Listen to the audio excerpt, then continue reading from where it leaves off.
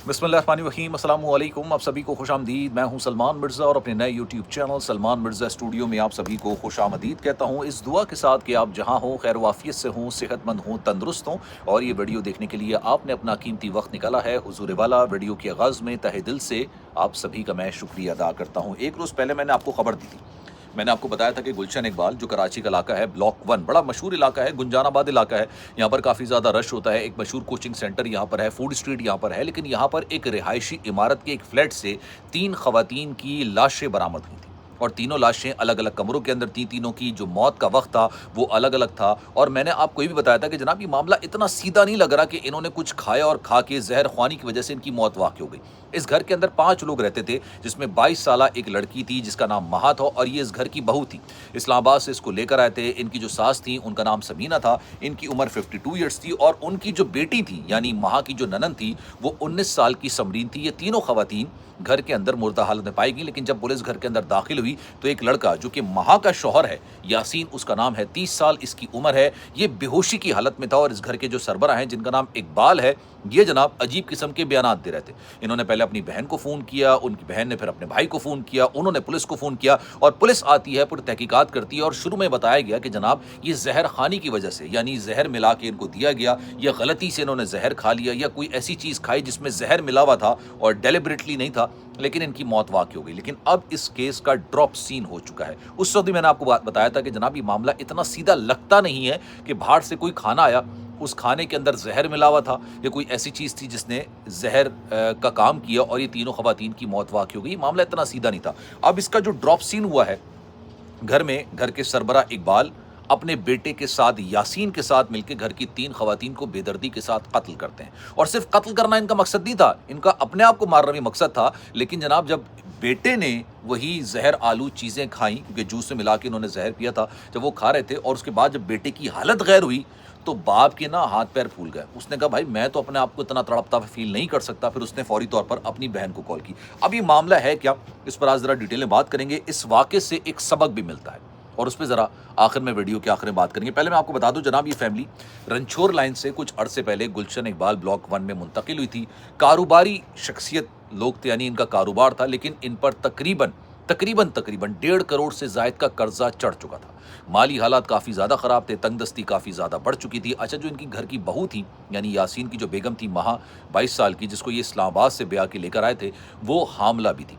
अच्छा, काफ़ी अरसे से इनके घरों के अंदर, और सुनने में ये भी आया, मैं आपको ये बता दूं कि ये रंछोड़ लाइन से छोड़ के गुलशन इकबाल इसलिए आए थे क्योंकि जो कर्जदार थे वो मुस्तकिल वहाँ पर आके तंग कर रहे थे। इन पर तकरीबन 1.5 करोड़ रुपए का कर्जा चढ़ चुका था। इनके पास 2 गाड़ियाँ थी, घर था, सब मेरे ख्याल से शायद लीजिंग पर था या इन्होंने गिरवी रखा रखा था। 75 लाख रुपए का एक कर्जदार तो सामने आ चुका। उसने कहा भाई मैंने तो 75 लाख रुपए इनको कर्ज दिया हुआ था। लेकिन खैर माली तंगी की वजह से, घर के हालात की वजह से इन लोगों ने इस बात का फैसला किया कि जनाब सबको भी मारते हैं और ख़ुद भी इस दुनिया से चले जाती हैं। बाप बेटे ने मिल के प्लान बनाया।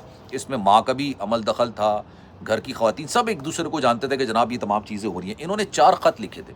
पहला ख़त इन्होंने लिखा था जनाब कि इनको किस तरीके से दफनाया जाएगा। दूसरा ख़त था कि भाई दफनाने के जो अखराजात हैं वो किस तरह से पूरे करेगा। उसके अंदर एक करीबी शख्स का फ़ोन नंबर भी लिखा था। एक ख़त जो लिखा था वो अपार्टमेंट की जो आपने देखा ना इंतज़ामिया होती है उनके लिए एक ख़त लिखा हुआ था। और एक ख़त के अंदर इन्होंने तमाम तफसील लिखी हुई थी कि क्यों ये इतना संगीन कदम उठा रहा है। लेकिन जब बाप ने अपनी घर की तीनों ख़वातीन को एक महलूल बना के, जो जहर था ये बेसिकली एक जूस के अंदर मिला के दिया गया था, महलूल बना के। अब घर के अंदर से ना मैं आपको बताऊँ क्या कुछ बरामद हुआ है। 10 के करीब रैपर मिले हैं जो कि चूहा मार दवाइयों के हैं और उसको महलूल बनाया गया था जूस में और जूस में मिला के दिया गया था। 13 पैकेट्स नींद की गोलियों के बरामद हुए हैं, जो नींद की गोलियां होती हैं जो कि इनके बेटे ने खा ली थी और उसके बाद उसकी हालत गैर हो गई थी। तीनों खवातीन को मारने के बाद, अच्छा सबसे पहले जो बताया जा रहा है कि जो मौत हुई है वो इनके घर के अंदर बहू की हुई है, महा की हुई है। उसके बाद इसकी सास की हुई है यानी समीना की हुई है। सबसे आखिर में जो समरीन नामी इनकी बेटी थी वो मौत के मुंह में चली गई। उसके बाद इन्होंने फैसला किया कि भाई बेटी जो है ना, वो बेटा जो है यासीन, وہ اب اس زہر کو پیے گا، یعنی جوس سے ملا کے پیے گا۔ اب وہ جب پینے لگا، اس پیتے وقت اس کی طبیعت اتنی زیادہ خراب ہوئی، وہ تڑپنے لگ گیا کافی زیادہ پریشانی کی حالت میں۔ اوبیسلی یار یہ آپ سمجھ سکتے ہیں کہ جس طرح سے وہ تڑپ رہا ہوگا۔ باپ نے جب اس کی حالت دیکھی، اس نے کہا بھائی میں تو یہ قدم نہیں اٹھاؤں گا۔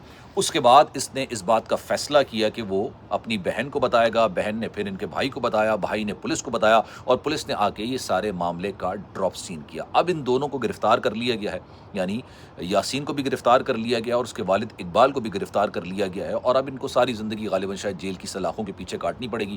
لیکن افسوس کے ساتھ کہنا پڑتا ہے، مالی تنگی یہ ایک مایوسی کا عالم ہے۔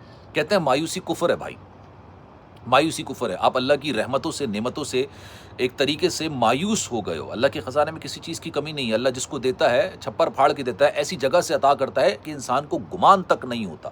لیکن جب آپ اس کی رحمتوں سے، اس کی نعمتوں سے مایوس ہو جاتے ہو، تب آپ اس طرح کا قدم اٹھانے کا فیصلہ کرتے ہو جو کہ کسی بھی طور پر قابل قبول نہیں ہوتا، شرعی طور پہ بھی اور قانونی طور پر بھی، دنیاوی طور پر بھی۔ اس کو کسی بھی طور پر قابل قبول قرار نہیں دیا جا سکتا۔ اب ان کے جو خط لکھے گئے ہیں، اس خط کے اندر جو تمام چیزیں تھیں وہ میں ذرا دیکھ رہا تھا، اور بڑے جذباتی قسم کے خط لکھے ہوئے تھے۔ پہلا خط انہوں نے لکھا ہوا تھا، رشتہ داروں کے نام تھا۔ اس کے اندر انہوں نے بتایا ہوا تھا کہ بھائی یہ تمام جو قدم یہ اٹھا رہے ہیں، تمام لوگ ایک ساتھ جو یہ سارا کام کر رہے ہیں، یہ کیوں کر رہے ہیں۔ دوسرا خط جو تھا وہ رہائشی اپارٹمنٹ کی انتظامیہ کو لکھا گیا تھا۔ تیسرے خط میں مرنے کے بعد قبروں کی ترتیب کا خاکہ بیان کیا گیا تھا۔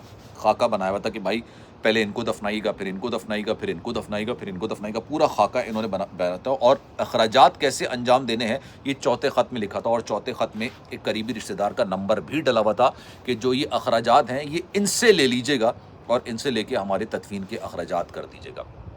یار بڑا افسوسناک قسم کا واقعہ آنیسٹلی۔ جب میں اس کی پوری تفصیل پڑھ رہا تھا، جب خبر آئی تھی، اسی وقت مجھے اس بات کا اندازہ ہو گیا تھا کہ یہ معاملہ اتنا سیدھا ہے نہیں جتنا سیدھا بتانے کی کوشش کی جا رہی ہے۔ اور انہوں نے خود پولیس کے سامنے اس چیز کو اقبال جرم نہیں کیا تھا، ان کے سامنے جب ایویڈنسز رکھے گئے، کیونکہ جب انہوں نے اپنی گھر کی خواتین کو مار دیا تھا، اس کے بعد یہ لوگ کسی طریقے سے بچنے کی کوشش کر رہے تھے اور اس کو دوسرا رنگ دینے کی کوشش کر رہے تھے کہ گھر کی خواتین نے خود زہر لیا، کوئی زہر لے کے نہیں آیا۔ لیکن جب دوبارہ پولیس نے اس گھر کے اندر چھاپا مارا تو ان کو پیکٹس ملے، ٹھیک ہے، وہ چوہا مار دوائیوں کے پیکٹس تھے، وہ نیند کی گولیوں کے پیکٹس تھے۔ جب وہ سامنے نکل کر آئے تو پھر ان کے سامنے ثبوت رکھے، ہر چیز رکھی۔ اس کے بعد اوبیسلی آئیڈیا ہو جاتا ہے کہ جناب یہ کام جو کیا گیا ہے یہ اپنی مرضی سے کیا گیا اور اپنے ہاتھوں سے کیا گیا۔ اب جناب اس کا انجام کیا ہوگا یہ آپ مجھ سے بہتر طریقے سے جانتے ہیں۔ مجھے اس سارے واقعے کے بعد کراچی کے ملیر کا واقعہ یاد آ گیا تھا۔ ملیر میں ایک میاں بیوی 3 بچوں کے ساتھ رہتے، تینوں بیٹیاں تھیں، ہنستی کھیلتی بیٹیاں اسکول سے آئی تھیں۔ باپ نے یار پہلے بیگم کو مارا، پھر تینوں بچوں کو مارا، اور جس بے رحمی کے ساتھ مارا تھا، اس کی جو ویڈیوز تھیں یقین جانیے وہ آج تک میں بھول نہیں سکا، جتنا خوفناک قسم کا منظر تھا۔